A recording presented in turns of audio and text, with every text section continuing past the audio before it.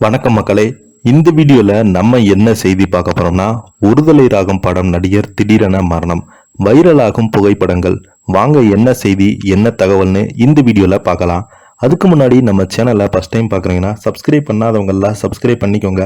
Bell button symbol அமைக்கி நம்ம சேனலோட நோட்டிஃபிகேஷனை எனபிள் பண்ணிக்கோங்க. நாங்கள் போடுற வீடியோ உங்களுக்கு உடனுக்குடனே வந்து சேருவோம். ஒருதலை ராகம் சங்கரிடம் ரசிகர்களை வைக்கும் வேண்டுகோள். வைரலாகும் லேட்டஸ்ட் புகைப்படங்கள் இதோ.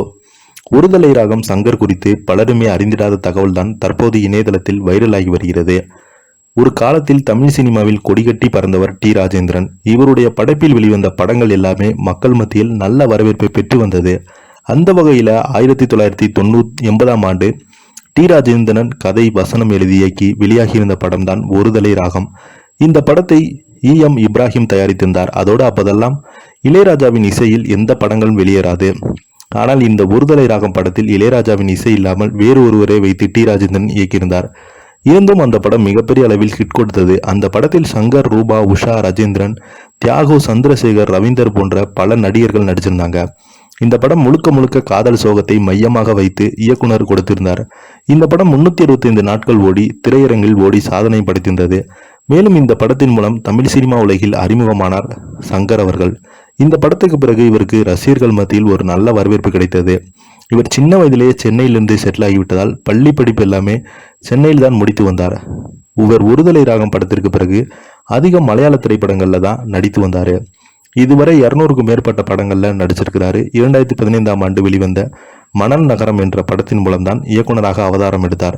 அந்த படத்தில் பிர்ஜின் கௌதம், கிருஷ்ணன், தேஸ்வேனி, வருவனா செட்டி உட்பட பலருமே நடிச்சிருந்தாங்க. இந்த படத்தில் இயக்குனர் சங்கர் ஒரு முக்கிய கதாபாத்திரத்தில் நடித்திருந்தார். குடும்ப சூழ்நிலையின் காரணமாக வெளிநாட்டுக்கு செல்பவர்கள் அங்கு எப்படியெல்லாம் கஷ்டப்படுறாங்க என்பதை மையமாக வைத்துதான் இந்த படத்தை இயக்குனர் கொடுத்திருந்தார். ஆனால் இந்த படம் எதிர்பார்த்த அளவுக்கு வெற்றியடையல. அதற்கு பின்பு இவர் சரியான வாய்ப்புகள் வந்ததால் வருவேன் என்று ஒரு பேட்டியில குறிப்பிட்டிருந்தாங்க.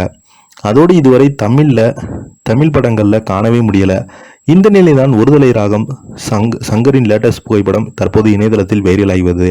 இதை பார்த்த ரசிகர் பலருமே நீங்கள் மீண்டும் தமிழ் உலகிற்கு நடிக்க வருவீர்களா என்றெல்லாம் கோரிக்கை வைத்து வராங்க. அது மட்டும் இல்லாமல் ஒருதலை ராகம் படத்துல இவர் நடித்தது மூலம் தமிழ் சினிமாவில் மிகப்பெரிய ஒரு நடிகர் என்று அங்கீகாரம் பெற்றாரு. அதுக்கப்புறம் இவர் இறந்து போயிட்டதாக சோசியல் மீடியாவில் நிறைய வதந்திகளை பரப்புனாங்க. அதற்கு தக்க பதிலடி கொடுக்கும் விதமாக தன்னுடன் குடும்பத்துடன் இருக்கும் புகைப்படத்தை வெளியிட்டு அதற்கு தக்க பதிலடி கொடுத்திருக்கிறாரு. இதை பத்தி பார்த்தீங்கன்னா ரசிகர்கள் எல்லாமே இதை பார்த்து இந்த புகைப்படத்தை பார்த்து மீண்டும் நீங்க தமிழ் சினிமாவில் நடிக்க வேண்டும் என்று அவரிடம் கோரிக்கை வச்சிருக்காங்க. இதை பத்தி நீங்க என்ன நினைக்கிறீங்க? கீழே உள்ள கமெண்ட் பாக்ஸ்ல மறக்காம பதிவிடுங்க. இந்த வீடியோ உங்களுக்கு பிடிச்சிருந்தா லைக் பண்ணுங்க, ஷேர் பண்ணுங்க. நன்றி, வணக்கம்.